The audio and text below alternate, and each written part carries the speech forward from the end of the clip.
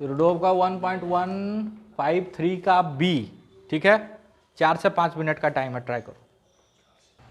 चलो, इसका first part अगर आपको याद होगा तो बोला था कितना दबाएं कि ये जमीन छोड़ दे, है ना। तो कितना आता है आंसर, 3 mg/k, पलट के देखो, है ना, 3 mg/k। और ये बोला है कि अब की बार उसको 7 mg/k दबा रहे हैं। कितना दबा रहे हैं, तो दैट मीन्स वो पक्का उसको जमीन भी छुड़वाएगा और उठाएगा भी अपने साथ, है ना। अच्छा, दोनों के अलग अलग मोशन को अगर आप पढ़ोगे ना जमीन से उठने के बाद तो बड़ा कॉम्प्लिकेटेड है, क्योंकि तब mg भी काम कर रहा होगा और स्प्रिंग फोर्स भी काम कर रहा होगा। लेकिन अगर उन दोनों को सिस्टम ले लो, ध्यान से सुनना, पहले बता रहे हैं एक आइडिया, उन दोनों को अगर आप एक सिस्टम ले लो तो उस सिस्टम पे एकमात्र फोर्स लग रहा है 2 mg।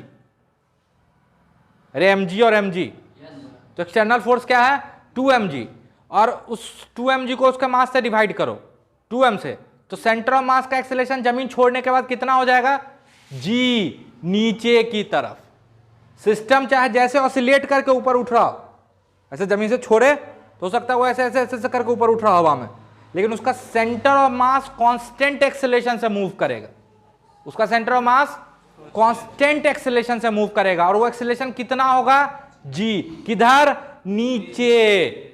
क्योंकि जैसे ही जमीन छोड़ेगा, देखो जमीन छोड़ने से पहले उस पर नॉर्मल भी लग रहा है, जो कि काफी कॉम्प्लिकेटेड है नॉर्मल, ऊपर से kx, नीचे से नॉर्मल और mg, है ना। और जब तक जमीन नहीं छोड़ा तो वो आपस में बैलेंस हो रहा होगा, और उस पर आएंगे, परेशान नहीं होना। लेकिन जैसे जमीन छोड़ा तो सिस्टम पे एक्सटर्नल फोर्स एकमात्र क्या हो गया, जी कोई फोर्स होता है 2 mg, और उसको उसका मास से डिवाइड करो 2m, तो एक्सेलरेशन कितना आ जाएगा, जी, किधर, नीचे की तरफ। अरे आएगा, चलो। तो इसको दो पार्ट में सॉल्व, अच्छा बोला है कि इसका सेंटर ऑफ मास कितना ऊपर जाएगा, है ना, कितना ऊपर जाएगा। तो इस सवाल को दो पार्ट में सॉल्व करेंगे। पहला पार्ट होगा जमीन छोड़ने से पहले तक की कहानी, ठीक है, और फिर दूसरा पार्ट होगा जमीन छोड़ने के बाद की कहानी। अबे नीचे वाले ब्लॉक के लिए, ऊपर वाला तो कभी जमीन पे नहीं आ रहा, तो बोला सर वो तो जमीन पे आया ही नहीं, तो छोड़ा कब, स्पेस में चला गया। हाँ चल, तो एक तो नेचुरल लेंथ हो गया, एक जो ये ब्लॉक रखा हुआ है, नेचुरल लेंथ तो सबसे इंपॉर्टेंट है, याद आ रहा। एक तो ये ब्लॉक ऐसे है, जमीन, ठीक है। अच्छा यहां से कितना नीचे लाया है, जल्दी बोलो, 7 mg/k। ये कितना नीचे दबा के छोड़ा है, mg/k। अच्छा जमीन कब छोड़ेगा, ये जस्ट छोड़ने वाला होगा, उस समय ये ब्लॉक mg/k ऊपर जा चुका होता है, अरे है ना। जब mg/k चला जाएगा तो नॉर्मल 0 हो जाएगा, अरे होगा। पिछला सवाल देखो ना, और सिंपल से ऐसे देखो ना, ये mg/k ऊपर जाएगा तो इस पे फोर्स mg लगेगा, और नीचे mg लग रहा,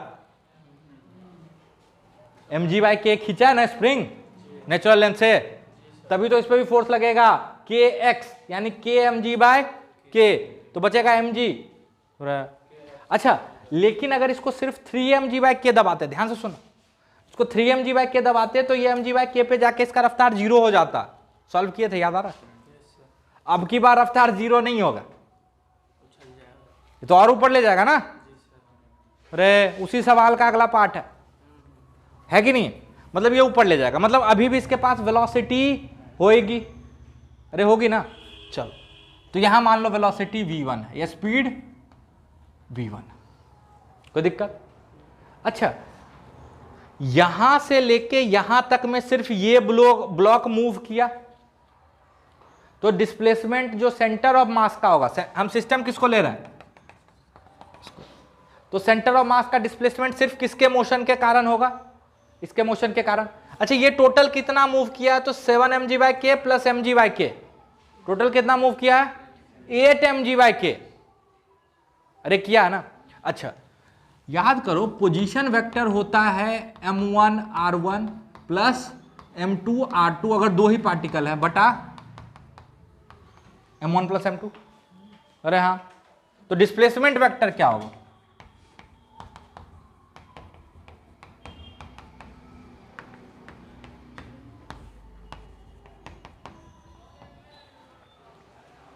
अरे होगा m1 into displacement of 1 plus m2 into displacement of 2 divided by m1 m2।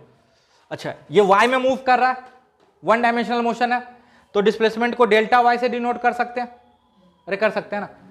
अच्छा ये पहला पार्ट है, यहां से लेके यहां तक के सिचुएशन को हम पहला पार्ट बोल रहे हैं, और इस दौरान जो सेंटर ऑफ मास का डिस्प्लेसमेंट हुआ उसको बोलते हैं डेल्टा y1। क्या बोलते हैं? डेल्टा y1 फर्स्ट पार्ट में। और फिर जब ये भी जमीन छोड़ देगा तब जो सिचुएशन होगा उसको आगे डील करेंगे, है ना। तो इतने देर में सेंटर ऑफ मास कितना ऊपर गया होगा? सिर्फ इसके ऊपर जाने से भी सेंटर ऑफ मास ऊपर जाएगा। अरे जाएगा ना। चलो तो सेंटर ऑफ मास कितना ऊपर गया होगा? डेल्टा y1 बराबर m1 8 mg by k plus m2 into 0, दूसरा तो उठा ही नहीं, divided by m1 plus m2। तो डेल्टा y1 क्या हो जाएगा? जल्दी बोलो, जल्दी बोलो।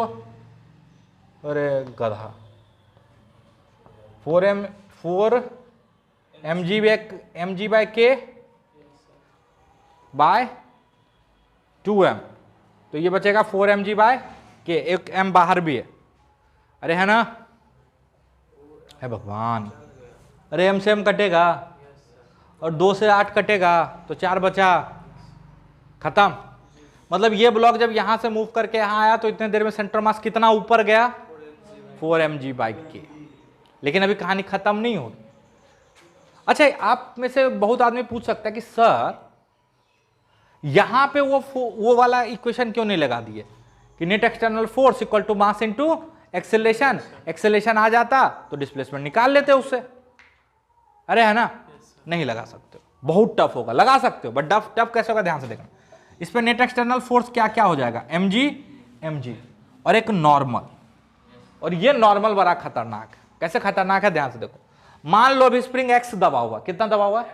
x। तो इस पे देखो स्प्रिंग दबा हुआ है तो इस पे स्प्रिंग फोर्स kx, नीचे से नॉर्मल n, नीचे mg, तो ये nx का फंक्शन हो जाएगा।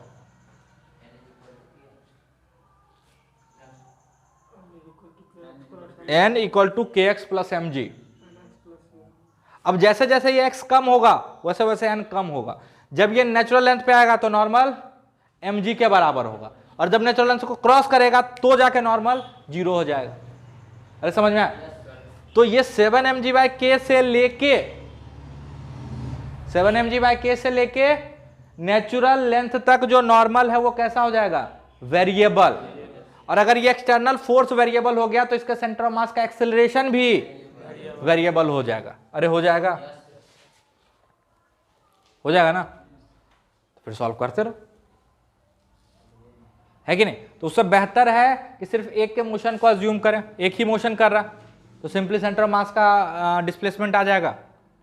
अब जब ये यहां से उठेगा, ठीक है, इसका मोशन काफी कॉम्प्लिकेटेड होगा, लेकिन इसका सेंटर ऑफ मास बड़े प्यार से ए एक्सेलरेशन से चल रहा हो, वो बड़े प्यार से ए एक्सेलरेशन से चल रहा हो। कोई दिक्कत?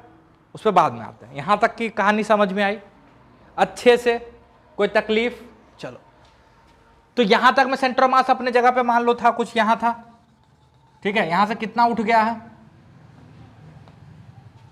अब सेंटर ऑफ मास यहां कहीं आ गया, ठीक है। तो कितना उठ गया है? अभी रुकेगा नहीं, ये भी और ऊपर जाएगा, लेकिन अब दोनों मूव करेगा। अब दोनों मूव करेगा तो उसके लिए परेशान नहीं होना है। चलो आगे बात करें। चलो, ये V निकाल सकते हो क्या? बिल्कुल निकाल सकते हो। कहां से आएगा? एनर्जी कंजर्वेशन से। और सिंपल एनर्जी कंजर्वेशन से V आ जाएगा। तो देखो यहां पे स्प्रिंग पोटेंशियल एनर्जी कितनी थी? Half k into 7 mg by k का होल स्क्वायर, और इसको मान लो 0 ग्रेविटेशनल पोटेंशियल एनर्जी और 0 स्प्रिंग पोटेंशियल एनर्जी।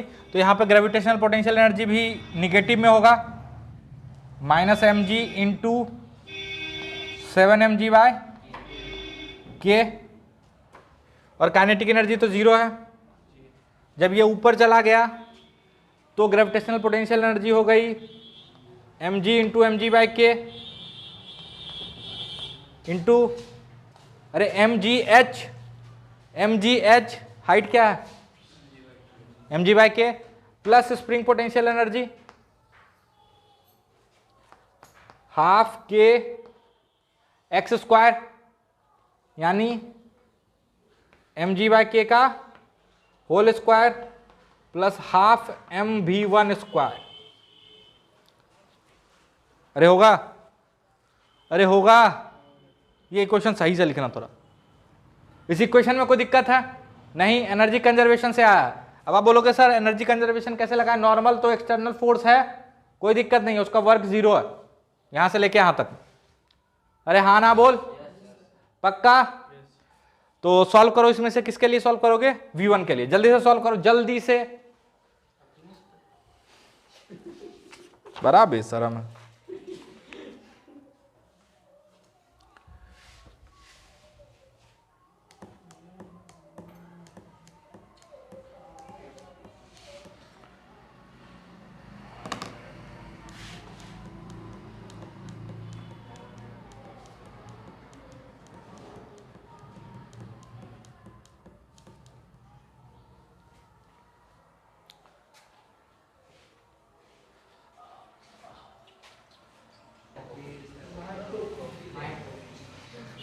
चल तो देखो, हम हर सिचुएशन बस ऐसे ड्रॉ करके आपको थोड़ा सा दिखाना चाह रहे हैं। ये इनिशियल सिचुएशन था, मान लिया इसका सेंटर ऑफ मास यहाँ के बीच में रहा होगा। फिर ये फाइनल सिचुएशन था, अभी जमीन नहीं छोड़ा, तो यहाँ पे सेंटर ऑफ मास कहीं आ चुका होगा। तो कितना ऊपर गया centre of mass, 4 mg by के। अब इसका रफ्तार क्या है जल्दी से बताओ। ये कितना आया V1, V1 आया 4g √2m/k। गुड, ठीक है। अब ये भी जमीन छोड़ेगा, ये भी जमीन छोड़ेगा, दोनों, सॉरी ये तो छोड़ चुका, दोनों चलेगा, चलेगा। अच्छा, यहां पे सेंटर ऑफ मास की वेलोसिटी कितनी हो जाएगी, m1v1 plus m1v1 plus m2v2/2 m। अच्छा, अब ये जैसे जमीन छोड़ देगा तो एकमात्र एक्सटर्नल फोर्स कौन हो जाएगा, ग्रेविटी। अरे होगा। अच्छा, ये अलग अलग ब्लॉक कब रुकेगा ये हमको नहीं पता करना, हमको बताना कि इसका सेंटर ऑफ मास कितना ऊपर जाएगा, है ना। दैट मीन सेंटर ऑफ मास ऊपर जाना कब बंद करेगा, वेलोसिटी जीरो हो जाएगा। अच्छा, सेंटर ऑफ मास का मोशन सिर्फ एक्सटर्नल फोर्स पे डिपेंड करता है, अरे करता है ना। सेंटर ऑफ मास का मोशन सिर्फ एक्सटर्नल फोर्स पे डिपेंड करता है कि नहीं। तो कितना मस्त हो गया, अगर हमको यहां पे सेंटर ऑफ मास की वेलोसिटी पता है, यहां पे हमको वेलोसिटी पता है, एक्सेलरेशन पता है ना, तो क्या हम ये नहीं बता सकते कि सेंटर ऑफ मास कितना डिस्प्लेस हुआ होगा। अरे v² = u² प्लस 2ax या ay होगा। अच्छा, यहां पे सेंटर ऑफ मास की वेलोसिटी v1 नहीं है, सेंटर ऑफ मास की वेलोसिटी होती है m1v1 plus m2v2 bye m1 plus m2। तो यहां पे अभी जब ये जस्ट जमीन छोड़ रहा है तो इस समय जो सेंटर ऑफ मास की वेलोसिटी है उसको बोल देते हैं UCM, initial velocity of centre of मास, है ना। ये कितना हो जाएगा, m1v1 प्लस m2v2/2m। सॉल्व करोगे तो v1/2 आ जाएगा सीधा सीधा, और v1 कितना है, ये है, तो बचेगा 2g √2m/k। अरे है, और ये कब रुकेगा, जब सेंटर ऑफ मास कुछ ऊपर जा चुका होगा। अच्छा, इससे पहले भी सेंटर ऑफ मास कुछ ऊपर आ चुका, तो अब जो डिस्प्लेसमेंट है वो हम बोलते हैं कि डिस्प्लेसमेंट का दूसरा पार्ट, डिस्प्लेसमेंट का दूसरा पार्ट। तो अच्छा, final velocity of centre of मास 0। तो अब हम इक्वेशन लिख सकते हैं VCm² बराबर UCm² plus 2 into acceleration of centre of mass into displacement of centre of मास, और यहां 2 लगा देते हैं, स्क्वायर मत समझना इसको, ये सेकेंड पार्ट का डिस्प्लेसमेंट है ना, समझ में आया। तो ये हो गया 0। अच्छा, एक्सेलरेशन कितना सेंटर ऑफ मास का, -g, नीचे को माइनस लेके चलोगे ना, -g बराबर UCm²। तो ये कितना हो जाएगा जल्दी बताओ, 4g² और यहां से 2m, तो आ जाएगा कितना, 8g² m/k plus 2 into minus G into delta Y 2, जो सेकेंड पार्ट का डिस्प्लेसमेंट है ना। बस दो पार्ट में तोड़ दिए हैं कहानी को। चल ये जी से जी कटेगा, अरे कटेगा, और इधर आएगा तो माइनस साइन भी चला जाएगा। ये 2 से 4 बार में अरे होगा, तो डेल्टा वाई 2 कितना हो गया 4 mg/k। अरे आएगा, पहले पार्ट में भी कितना आया था 4 mg/k। तो टोटल कितना डिस्प्लेस होगा, displacement of centre of mass बराबर displacement in first part plus displacement in second part. अब तो कुछ नहीं भैया, जोड़ना है ना। यहां से 4 mg/k ऊपर गया और पहले 4 mg/k आया था, यानी ओरिजिनल पोजीशन से कितना ऊपर गया 8 mg/k। अब बोल रहे हैं 8 mg/k तो बोला 4 mg/k है। ये भी सेंटर ऑफ मास का ही डिस्प्लेसमेंट है, अलग अलग ब्लॉक का नहीं जानते हम, है ना, अलग अलग ब्लॉक का नहीं जानते हम, सेंटर ऑफ मास का बता रहे हैं। 5 मिनट रुको और, ठीक, ये लिखो जल्दी से।